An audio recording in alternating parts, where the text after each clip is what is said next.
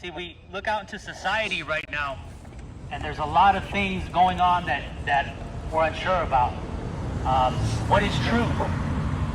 There's one definition of truth. There's not all these different definitions of truth, yet we live in a world that has so many different answers or so many different truths to one question. And the most important question of the day is, what is truth? What is true in this world? You know, some people hold their truth in money. Some people hold their truth in their job. Some people hold their truth in their ideologies on whether they feel they should be a Democrat or a Republican. And we've come out here to tell you that there's one truth. There's one thing that's so important, and that's why we've come out, is where you'll spend eternity. But we make plans to do things. We make plans to go to work.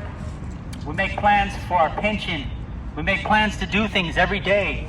But have we made a plan for eternity? As we get further and further into the future and through technology, we find different things that we didn't know before.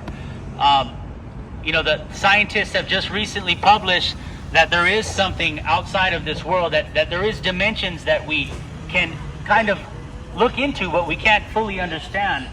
And one of the things that scientists can't understand is how a human being feels love for each other. How do we love our families? How is that affection and that compassion pushed from one human being to the other? There's no scientific test or thing that can produce results for that. And we've come out here today that we do have that answer. We know where that comes from. And there's one truth in this life, and his name is Jesus Christ. The Bible says that Jesus came to die on a cross and to walk out the things that we could never walk out. That way we would have a way back to him.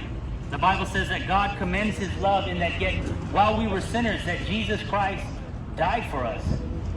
And that's a beautiful promise that each and every one of us has the availability to grab and bring into our lives. You know, the thing about this life is it's so fragile. It's so uncertain. There's so many injustices. I was reading a story about some kids back in the 80s that got put in jail for a crime that they didn't do. Yet they spent 25 years in prison.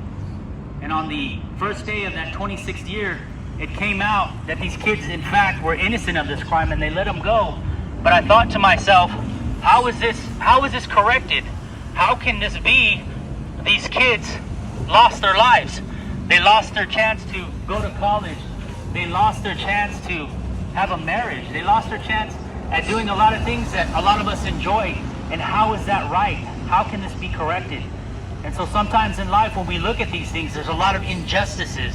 There's things that we can't consolidate by saying, well, you know, they should have looked into something else.